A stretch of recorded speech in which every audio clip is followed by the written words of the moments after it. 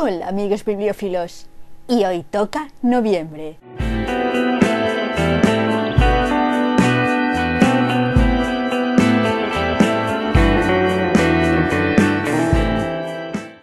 Sí, vamos a hacer el repaso de las lecturas de noviembre, que fueron 4 novelas, que podríamos resumir con el título de ¿Amigo o monstruo? Y ya está. Cada vez soy más críptica con estas cosas. Bueno, vamos allá. La primera novela que leí fue La bestia ciega de Edogawa Rampo. ¡Rampo! Sabíais a lo que veníais, no os quejéis ahora. Es la quinta novela de este autor, que es uno de los maestros del género de misterio en Japón y uno de los padres del eroguro, que aúna violencia, misterio y sexo. Y tengo que decir que esta es donde se le va ya del todo la cabeza. No recomiendo este libro para iniciarse con Rampo, a no ser, no sé, que nos gusten las emociones fuertes. Aquí nuestro amigo Rampo derrapa muchísimo, como si estuviera en Fast and Furious, y no se corta un pelo al contarnos la historia de un hombre invidente, muy creepy, que tiene una obsesión con sobetear, quiere decir, tocar cuerpos de mujeres que están muy buenas, y luego las mata y se deshace de sus cuerpos. Sí, va de un asesino en serie, contado por un Rampo sin cortapisas, Rampo Unleashed, como Godzilla sobre un parque infantil, quien de hecho luego se arrepentiría un poco y cortaría un capítulo entero por considerarlo excesivo, capítulo que se recupera en esta edición, sin censura, y que tras leerlo te hace pensar: Rampo, ¿te has olvidado de la medicación? ¿Estás bien? A ver, Edogawa Rampo no sabía ni lo que era lo políticamente correcto, porque en la época Japón era un imperio fascista, y esto no es una exageración, es una descripción bastante objetiva, pero en esta novela es más bestia que de costumbre, y si lo de leer novelas con protagonistas psicópatas y mujeres que son solo víctimas no es lo vuestro, este no es vuestro libro. Pero me ha descubierto un dato curioso. Al parecer, en Japón, antes de la Segunda Guerra Mundial, las personas ciegas iban por las calles ofreciendo sus servicios como masajistas itinerantes. Yo es que lo flipo con estos detalles.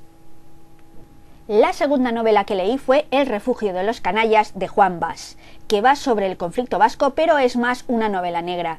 Sí, están ETA y los GAL, pero está todo muy ficcionalizado y de hecho se usan nombres falsos.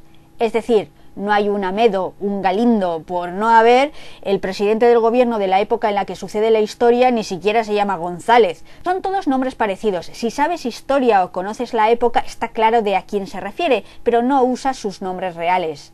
¿Por qué? No lo sé. Igual es para aumentar la sensación de ser una historia de ficción cuando en una gran medida no lo es.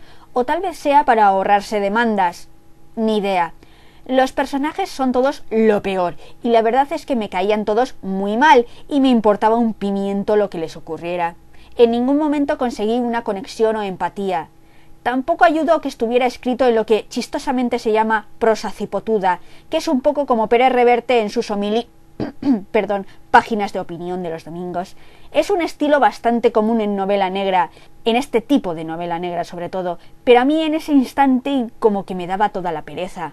De todas formas, es una novela negra muy correcta y una forma un poco distinta de ver el conflicto vasco, sobre todo la llamada guerra sucia contra ETA, que a mí siempre me ha sonado un poco raro porque da la impresión de ser, no sé, hacer un poco de trampas y ya, y no lo que realmente fue, sustraer fondos públicos y pagar con ello gente, la mayoría miembros de los cuerpos y fuerzas de seguridad del Estado, de forma ilegal, para que torturaran y mataran personas, que es algo muy grave y un ataque frontal al Estado de Derecho.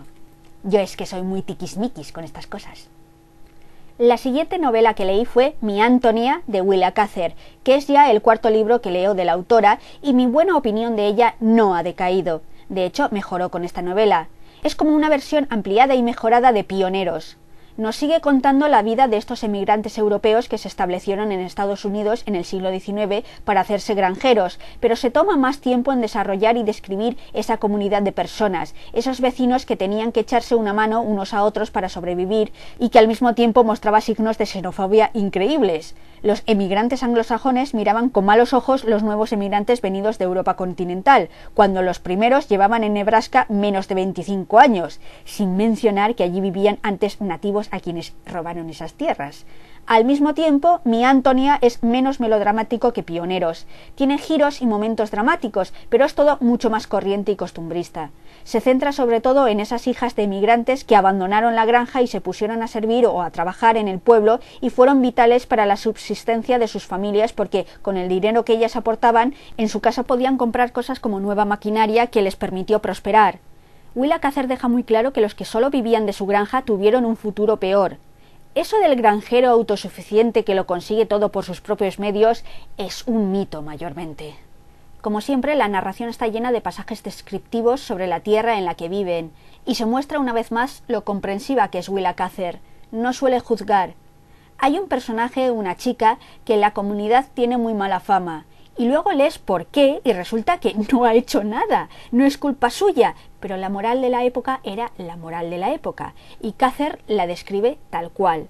Sin embargo, luego ves el desarrollo narrativo de ese personaje y es claro que ella no comparte esa moral, esa visión de lo que se supone que es moralmente correcto. En general, este libro es un canto de amor a esa tierra y a esas personas, sobre todo a esas mujeres. Si os gustó Pioneros, os debería gustar esta novela, y si el final de Pioneros no os convenció, esta novela debería gustaros más. Y el último libro que leí fue Homegoing de Yaa Gyasi, que fue un regalo de un amigo invisible que hicimos un grupo de booktubers y blogueras y del que habla Nikki Udall en uno de sus últimos vídeos. Es de Paula, gracias, guapísima, y está en inglés. Es una novela que ha sido muy aclamada, una novela que ahonda en la historia de Ghana y de los afroamericanos. Comienza con dos hermanas, dos medio hermanas, que sufren destinos muy diferentes. Mientras una se queda en África, en lo que ahora es Ghana, la otra es apresada y llevada como esclava a América y a partir de ahí vemos la historia de cada una de las generaciones de una y otra rama familiar. Es decir, un capítulo se centra en el descendiente de una, el siguiente en el descendiente de la otra, el siguiente capítulo en el descendiente de ese descendiente y así sucesivamente, en capítulos no muy extensos y autoconclusivos, a modo de cuentos.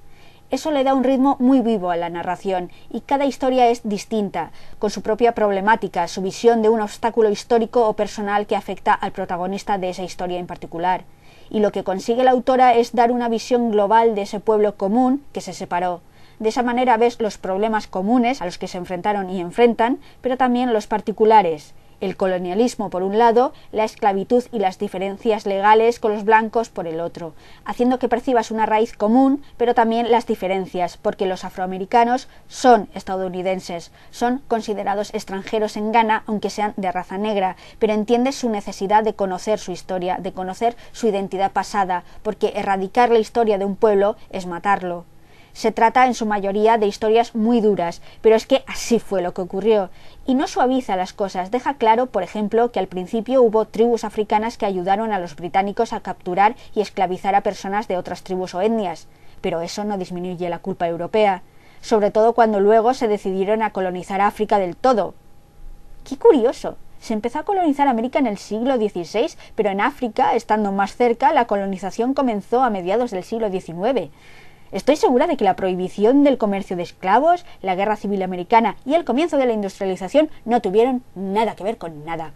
Son datos inconexos totalmente. En fin, no diré eso de todo el mundo debería leer este libro, porque no soy ni el gurú ni la madre de nadie, pero es un tema muy interesante e importante y siempre está bien conocer la historia. Además, me encanta el uso del lenguaje de la autora, no solo a la hora de describir, sino cómo usa el inglés, cómo transcribe el inglés que hablaban en el sur de Estados Unidos y que hablan ahora, herencia de esclavos que tuvieron que aprender el idioma a la fuerza, o el inglés que puedes escuchar en Ghana cuando hablan a los turistas. La imposición de un idioma es una forma de colonización de la mente. Es muy buen libro y desgraciadamente muy actual. Y si no, mirad las últimas elecciones en Alabama con un 70% de blancos votando por un pederasta racista y homófobo.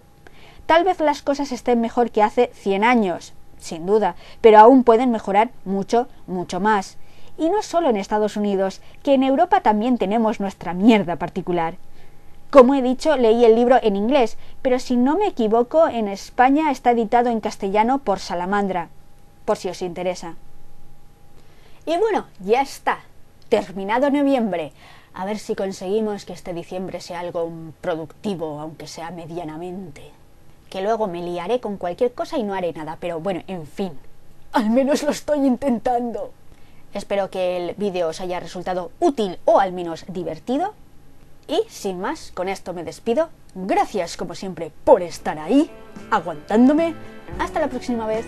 Adiós.